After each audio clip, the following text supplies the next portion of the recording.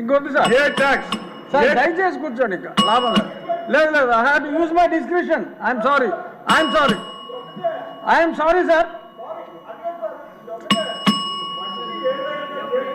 రెడ్డప్ప గారు, మాధవి స్టార్ట్ చేయమ్మా.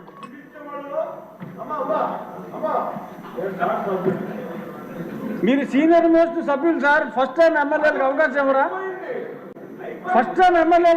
ఇవ్వరా? ఏంటి ఇది? కూర్చోండి సార్. మీరు ఒకటి చెప్తారు. ధన్యవాదాలు అధ్యక్ష.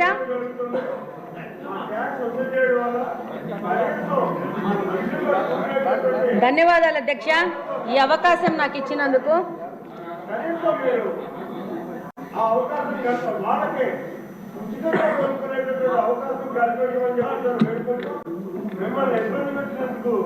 ప్రత్యేకంగా మహిళలు కూడా కోరుకుంటూ నాకు ఈ అవకాశం ఇచ్చినందుకు మరొకసారి మీకు నమో వెంకటేశాయ.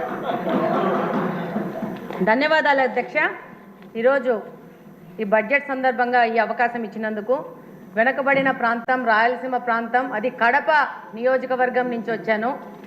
ఈరోజు కడప అంటే చారిత్రాత్మకంగా వెంకటేశ్వర స్వామి తొలి గడప కడప నుంచి వచ్చాను. విపరీతమైన మినరల్ రిసోర్సెస్ ఉన్న ప్రాంతం నుంచి వచ్చాను. కానీ మా నియోజకవర్గానికి మంచినీళ్ళు లేని పరిస్థితిలో మేము చాలా కొట్టుమిట్టాడుతూ ఉన్నాము. దాదాపు బ్రిటిషర్స్ కాలంలోనే మాకు ఎయిర్పోర్ట్ ఉంది, ఎయిర్ బేస్ ఉంది. అప్పుడే డెవలప్ అయిన కడప నియోజకవర్గానికి ఈ రోజు పరిస్థితి ఏంటంటే, మాధవి గారు, ఇది బడ్జెట్ మీద డిస్కషన్. చెప్తాను. మీ సమస్యకి మళ్ళీ టైం దొరుకుతుంది. మీ నీటి సమస్యకి కొంచెం చెప్పండి. కొంచెం చెప్పండి అధ్యక్ష. ఈరోజు దాదాపు 164 స్క్వేర్ కిలోమీటర్స్ విస్తీర్ణం ఉన్న కడపలో దాదాపు ఈరోజు 5 లక్షల జనాభా ఉంది.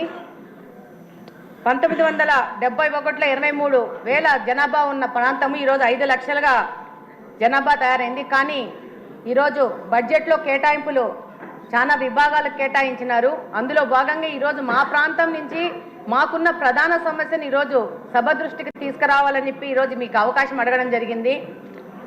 అందులో భాగంగా ఈరోజు మాకు వాటర్ రిసోర్సెస్ గురించి చూస్తే 2 water resources, Penna river, Buggavanka almost అది ఫంక్షనింగ్లో లేదు.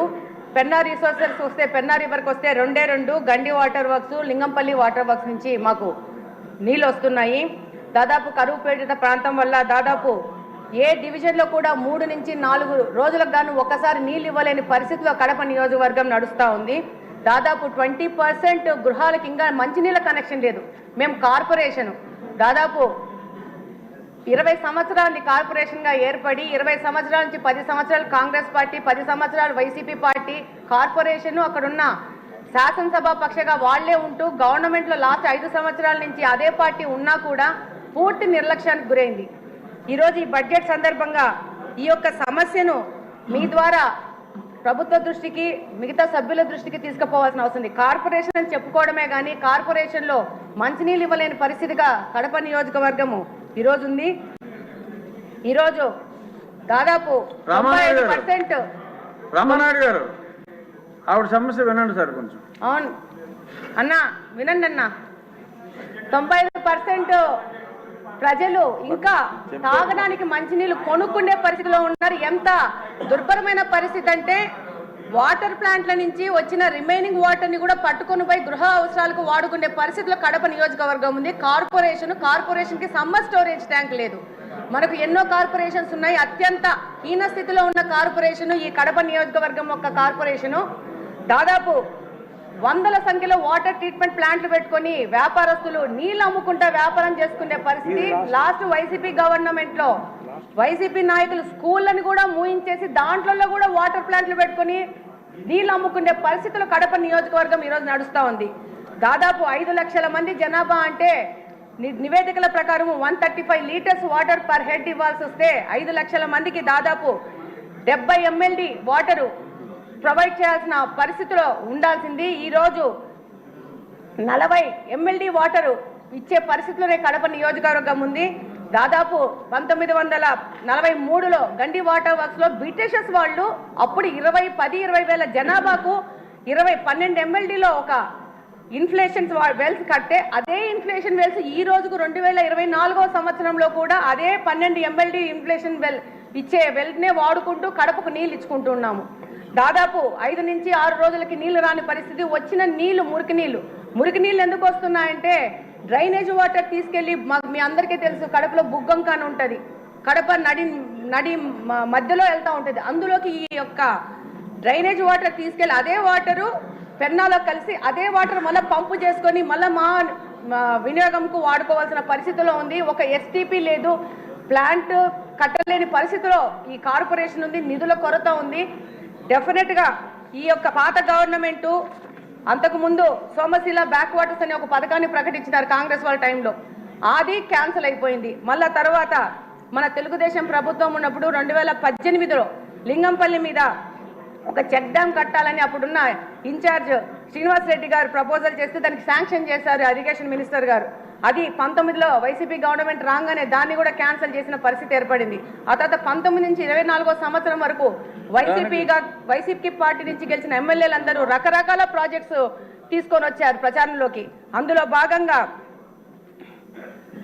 జిఎన్ఎస్ఎస్ ఎర్ర చెరువు అని చెప్పేసి ఒక ప్రాజెక్ట్ తీసుకొని వచ్చినారు. దాంతో పాటు ఒక్క నిమిషం అని అయిపోయింది, 1 minute అయిపోయింది. ఆ తర్వాత మళ్ళా మైలవరం నుంచి నీళ్ళని చెప్పి అదొక ప్రాజెక్ట్ తీసుకొచ్చారు, అది లేదు. మొత్తం పైపులన్నీ తీసుకొచ్చేసి ఆ యొక్క మా కడపలో పెద్ద పెద్ద పైపులు పడి ఉన్నాయి, దాని ద్వారా నిధుల దుర్వినియోగం జరిగింది. ఇప్పుడు కడప నియోజకవర్గం నుంచి నా యొక్క ముఖ్య వినతి ఏంటంటే మాకు మంచినీళ్ళు ఇవ్వండి అంతే, ఏవి అడగట్లేదు, టీవీలు అడగట్లేదు, ఫ్రిడ్జ్లు అడగట్లేదు, మాకు మంచినీళ్ళు కావాలని సభాముఖంగా కోరుకుంటున్నాను. ఇదొక కడప నియోజకవర్గంలోని ప్రజలందరి బాధను ఈ సందర్భంగా ఈ యొక్క సభ దృష్టికి తీసుకొస్తూ దానికి సంబంధిత మంత్రులు, ఇరిగేషన్ మంత్రులు గారికి, అలాగనే మున్సిపల్ మంత్రులు గారికి, ముఖ్యమంత్రి గారికి ఈ విషయం ప్రత్యేకంగా చెప్పాల్సిన అవసరం ఉంది. మా కడప నియోజకవర్గం 2 ముఖ్యమంత్రులను ఇచ్చింది. 2 ముఖ్యమంత్రుల యొక్క నిర్లక్ష్యానికో మరి వాళ్లకు కడప అంటే చిన్న చూపో, కడప హెడ్ క్వార్టర్స్ లో మంచినీళ్ళు లేని పరిస్థితిలో కడపను తీసుకొచ్చినారంటే చాలా దౌర్భాగ్యమైన పరిస్థితి. మా కడప నియోజకవర్గం ఒక డిప్యూటీ సీఎం ని కూడా ఇచ్చింది. ఆయనకు అవగాహన రాహిత్యం వల్ల దాదాపు కడప నిర్లక్ష్యం చేసుకుని కడపలో నీళ్లు లేని పరిస్థితి, నీళ్లకు రామాని కొట్టుకునే పరిస్థితికి ఈ రోజు కడపని తీసుకొచ్చారు. డెఫినెట్ గా మంత్రులు గాని, ముఖ్యమంత్రి గాని, సంబంధిత మినిస్టర్లు గాని ఈ యొక్క విషయాన్ని పూర్తిగా మీరు 3 నిమిషాల్లో ముగించమ్మా. ఆదినారాయణ రెడ్డి గారి తర్వాత ఆయనకి ఇద్దాం అన్న. థ్యాంక్ యూ అన్నయ్య అవకాశం ఇచ్చినందుకు.